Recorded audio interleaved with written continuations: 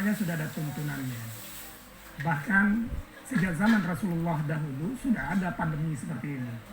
Sudah ada namanya wabah atau taun seperti ini. Dan Rasulullah sudah memberikan cara-cara kita menghadapi problem-problem seperti ini. Sehingga bagian daripada ikhtiar kita untuk menjaga kehidupan, menjaga kesehatan, itu adalah maqasid syariah, tujuan daripada syariat Islam itu diturunkan. Dan mungkin salah satu bentuk hikmah yang kita bisa dapatkan dari saum atau siam itu bermakna kan imsak. Imsak ini bermakna menahan diri agar kita menghindari dari sesuatu yang membatalkan puasa kita. Nah begitu juga di bulan Ramadan ini dengan ujian pandemi ini, kita menjaga diri kita dari hal-hal yang membahayakan diri kita, dari hal-hal yang membinasakan diri kita. Sehingga Rasulullah SAW sampai menggambarkan apa yang disebut keselamatan itu Rasulullah. Ya, dalam sebuah hadis, sahabat bertanya, ya Rasulullah, apa itu keselamatan? Selamat itu kata Rasulullah, ketika wabah itu datang, kalian masuklah ke rumah-rumah kalian.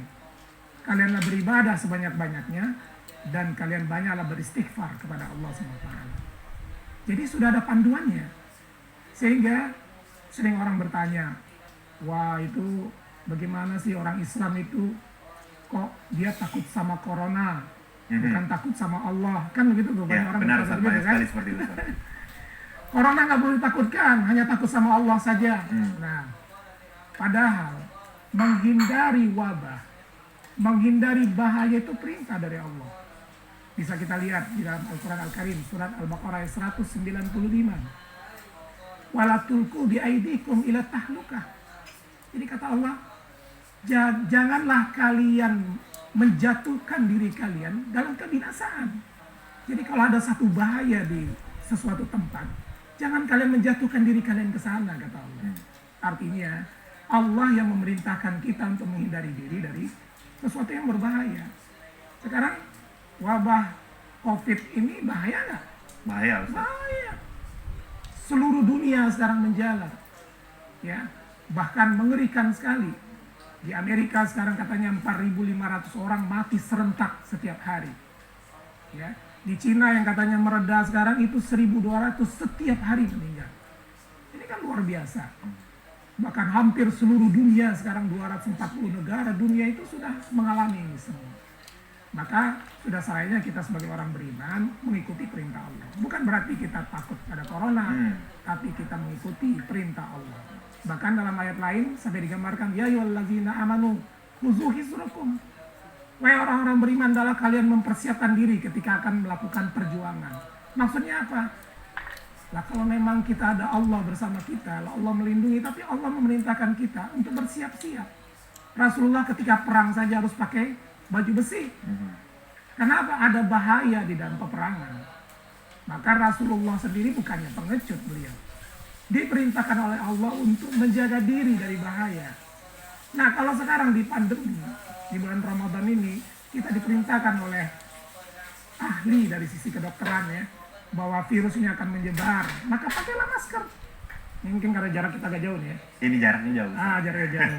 Harusnya kita pakai masker. Karena itu bagian daripada kita menjaga diri kita dari bahaya dan mempersiapkan diri kita. Karena yang kita lihat juga Ustaz sekarang khususnya di kota Palembang ya Ustaz ya, ini masih banyak sekali yang pergi ke pasar nggak pakai masker, kemudian jalan-jalan juga masih macet, padahal sudah dihimbau ini Ustaz. Mungkin saking terlalu yakinnya sehingga tidak takut dengan penyakit ini, atau bagaimana Ustaz sebenarnya yang harus dilakukan umat Islam Ustaz? Ya. Makanya orang akan mau melakukan sesuatu kalau dia mengetahui apa yang dampak terjadi pada dirinya. Ya, apa yang terjadi kalau dia melanggar apa-apa yang dia langgar tersebut. Orang kalau tidak mengerti maka dia merasa biasa-biasa saja. Ya.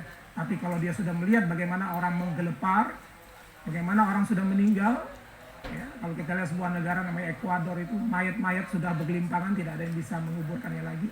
Bermula dari mereka meremehkan penyebaran virus ini. Maka mungkin disinilah peran kita semua, baik itu pemerintah ataupun kita, para dai, para ustadz, ataupun kita sendiri sebagai pemimpin rumah tangga mengingatkan kembali. Ya, yang berbahaya bukan diri dia pribadi. Ketika dia membuka dirinya, dari perlindungan masker atau dan lain-lain tadi, dia pulang ke rumah, lalu kemudian di sana ada orang tuanya, ada anaknya, ada keluarganya, ada istrinya, lalu mereka tertular. Apakah itu yang diharapkan? Kan tidak. Tentunya hendaklah kita menjaga diri kita dan menjaga keluarga kita. Nah,